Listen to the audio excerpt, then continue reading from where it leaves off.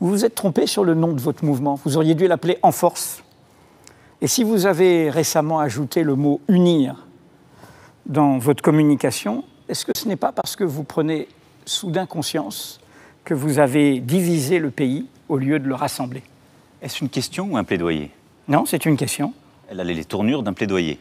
Donc si c'est une question... C'est une question. Il n'y a jamais de mauvaise question, Emmanuel Macron. Mais il n'y a jamais de mauvaise question, mais il peut y avoir des questions orientées. Il n'y a jamais de mauvaise question. Mais vous m'avez pas entendu dire vous m'avez entendu Vous avez essayé. Il peut y avoir aussi des questions nous sommes orientées. là pour poser les questions qui sont dans les colères du pays. Et elles peuvent vous déplaire, mais nous sommes là pour le faire. Il y a un allié encombrant dans ce paysage. Donald Trump, il se moque bien du sort du peuple syrien. Sa cible, c'est l'Iran. C'est l'accord sur le nucléaire iranien qu'il veut faire tomber. Alors, comment vous faites pour ne pas vous trouver dans une situation où vous allez être pris dans la surenchère guerrière de cette obsession anti-iranienne qui est celle des États-Unis, de Trump, des dirigeants actuels de l'État d'Israël et de l'Arabie Saoudite, dont vous avez reçu le prince la semaine dernière? Comment faire pour ne pas... Bien sûr, vous dites la France, mais pour ne pas être pris au piège. Eh bien, la France mène, dans ce cadre-là, sa ligne, ce qui est, je crois, sa force historique, c'est-à-dire à la fois son indépendance, cette voix un peu particulière qui est la nôtre, et elle discute et elle convainc. Vous parlez de l'Arabie Saoudite. J'ai eu avec le prince héritier un dialogue de vérité, ce qui nous a permis d'obtenir l'organisation d'une conférence humanitaire sur le Yémen, qui était très loin d'être acquise dans les prochaines semaines. Il y a un problème, j'emploie pas le mot guerre, il y a un problème démocratique en France dès que les armes parlent. Vous êtes seul à décider. Le Parlement va débattre sans vote, il est juste informé, il n'a aucun véritable contrôle sur ce que vous faites en notre nom. Est-ce que vous trouvez cela normal, cet archaïsme d'un pouvoir solitaire et absolu quand il s'agit de ces questions-là?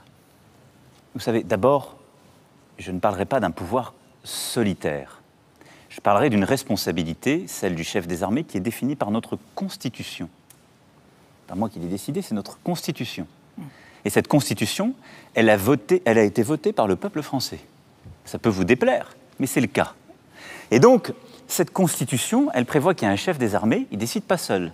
Il a un chef d'état-major particulier, ma question porte ministre sur le contrôle des armées. Vous avez compris. Oui, mais de par l'élection présidentielle, dans le mandat qui est donné démocratiquement par le peuple au président de la République, il y a ce mandat de chef des armées. Oui, nous savons ça. Mais nous connaissons la Constitution. Mais la question, c'est la question du contrôle. Il y a eu des aventures. Mais la question que vous posez, c'est celle de notre Constitution. Non, c'est celle du pouvoir du Parlement. Mais le pouvoir du Parlement, cher Edoui Plenel, il est défini par notre Constitution. Et donc notre Constitution prévoit à l'article 35 alinéa 2 cette information. Nous avons souhaité aller au-delà et un débat sera organisé lundi à 17h.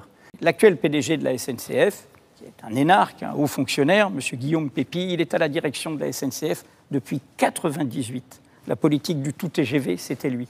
Votre ministre des Transports, Elisabeth Borne, elle a fait plusieurs années, à partir de 2002, comme directrice de la stratégie de la SNCF. Je pourrais même ajouter votre ministre des Armées, qui a été déléguée, directrice générale déléguée, avec un salaire, ça a été montré, de plus de 50 000 €. C'est beaucoup par rapport à l'entrée d'un cheminot. Mais 3 000 €, la moyenne des salaires. Le salaire moyen d'un cheminot est 3 000 €.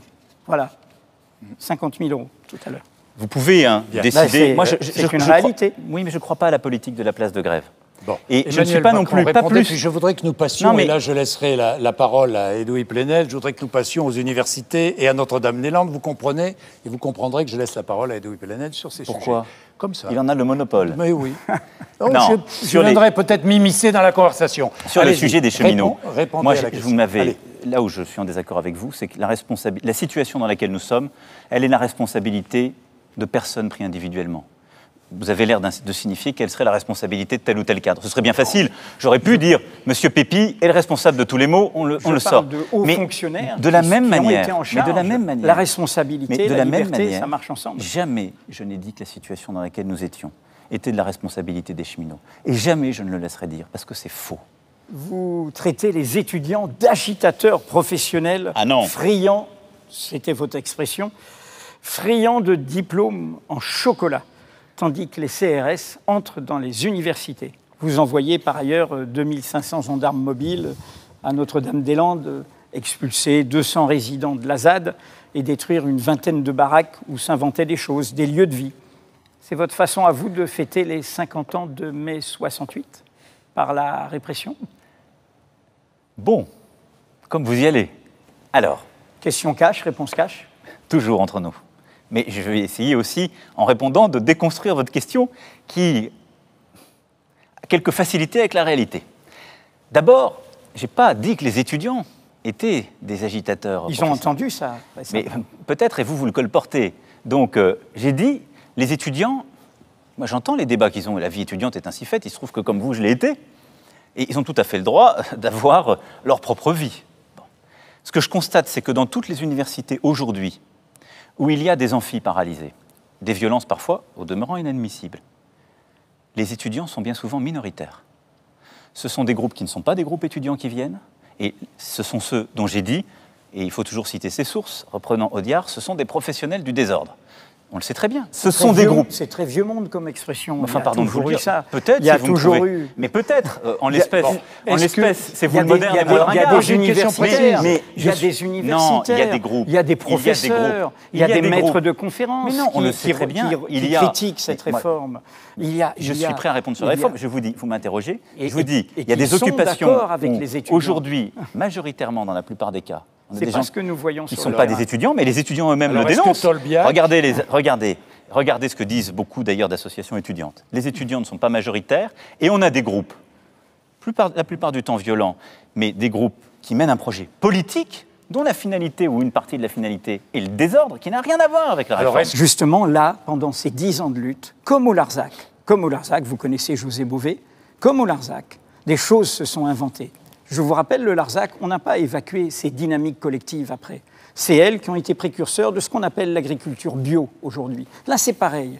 Il y a des groupes de jeunes qui inventent des alternatives. Il n'y a pas que votre raisonnement économique. Ils inventent d'autres solutions, y compris sur le terrain écologique. Alors, quel est le conflit actuellement ? C'est qu'eux disent, la ferme des Sans-Noms qui a été saccagée, ils disent « laissez-nous faire des projets collectifs ». Et ça existe, ces formes d'associations, les SCIC, les SCOP. Pourquoi passer à ce côté de ce désir de faire des choses en commun, d'habiter ensemble, de sortir du chacun pour soi? Vous dites qu'il n'y a que votre modèle alors qu'ils veulent faire autre chose. Non, mais si, parce que c'est ça le conflit. Mais ça court jusqu'au 23 avril. Hein. 23 avril. Il faudrait une médiation pour qu'ils puissent faire. Mais Monsieur Plenel, tout ce que vous avez décrit, les scopes, les projets, ça existe. Non, mais ça existe. Oui, ça existe. Mais donc là, ne me dites pas qu'il y a un seul modèle, c'est pas vrai. Ces projets collectifs sont refusés. Et d'ailleurs, Nicolas Hulot a été constamment au devant en négociation. Il le porte, il y est attaché. Il était très embarrassé par l'évacuation. Mais arrêtez de dire des bêtises. Nous le savons. Arrêtez de dire des bêtises. Nous l'avons eu à ce moment-là. Mais Monsieur Plenel, ne le faites pas parler. Les gens, vous n'êtes le ventriloque d'aucun ministre. Mais nous portons ces projets. Ils existent. Ne dites pas qu'il n'y a qu'un modèle. Tout ce que vous avez cité, c'est dans la loi. Posez-vous la question. Pourquoi les gens qui étaient à la ferme des Sans-Noms, depuis 10 ans, ils n'ont jamais voulu créer une de ces formes-là? Est-ce que vous êtes d'accord avec votre ministre de l'Éducation quand il a dit que des mamans qui font les sorties d'école, qui sont dans l'espace public pour aller chercher leurs petits, selon lui, ne devraient pas faire les sorties, accompagner leurs propres enfants si elles ont le foulard de leur religion? Ce cas des mamans accompagnatrices hors de l'école qui peuvent avoir un foulard. Il y a eu des jurisprudences, comme on le sait, du Conseil d'État, durant les années précédentes, qui ont permis qu'elles jouent un rôle. Moi, je pense que nous devons collectivement être intelligents. Si elles sont en responsabilité pour l'école, elles n'ont pas à porter le foulard parce qu'elles sont sous la laïcité de l'État. Et si elles sont en fonctionnaire ou en quasi-fonctionnaire ou en collaborateurs occasionnels du service public, elles ne peuvent pas porter le foulard. C'est la laïcité, ça qui l'impose. Quand vous servez le service public, vous n'avez pas le foulard. Si elles sont dans un cadre qui est à côté de cela, mais avec leurs enfants, des mamans qui accompagnent les enfants, c'est ça les sorties scolaires. Elles sont citoyennes, elles ont leur identité, elles sont là, et la société, elle, n'est pas laïque et leur permet d'avoir le voile. Et doit les accepter comme la lutte contre le terrorisme. Je veux vous dire, parce que le sujet du voile derrière, vous prenez un point Mais le sujet du voile est très important aujourd'hui. Il a pris un tour très particulier et il est emblématique de cette relation. Et là, on est sur le bilan d'un an. Hein, c'était l'entretien d'évaluation après votre embauche il y a un an.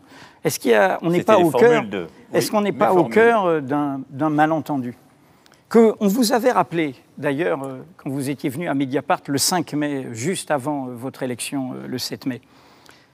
Vous n'avez pas été élu par une adhésion majoritaire à votre programme.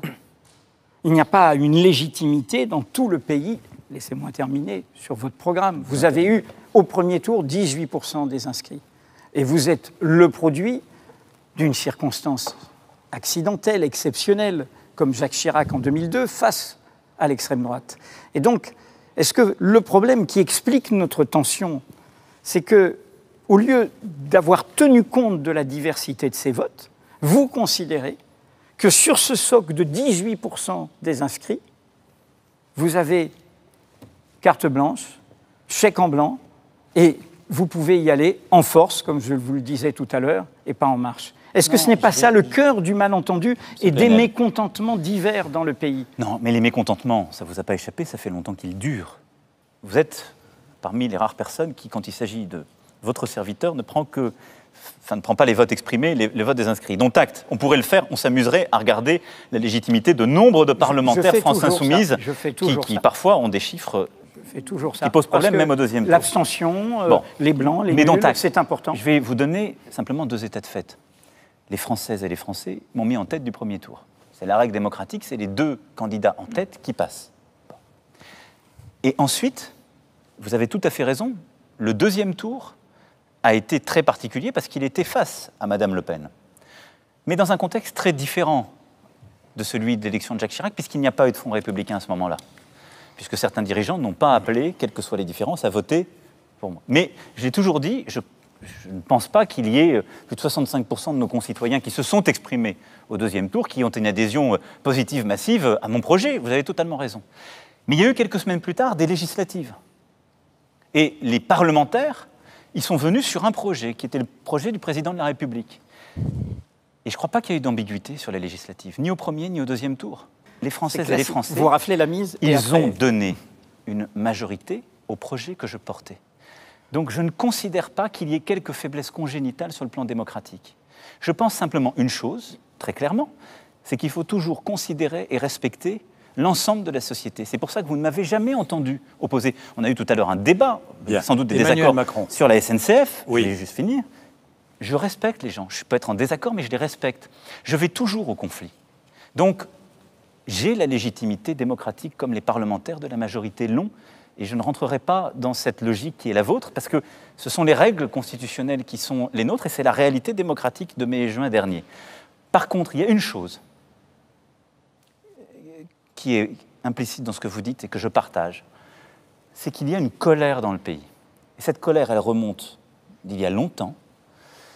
C'est la colère qui est liée au fait que nous n'avons pas réglé les problèmes de fond de ce pays, que des injustices se sont installées, mais dont il ne faut pas regarder que les symptômes, des injustices profondes, auxquelles nous nous attaquons depuis le début de ce quinquennat, en matière d'éducation, en matière de santé, en matière de travail, qu'il y a du coup une société qui est devenue comme empêchée, qui est perçue comme injuste, et que cette colère, on ne peut la lever que si on arrive à conduire ces transformations, à les expliquer, à unifier le pays.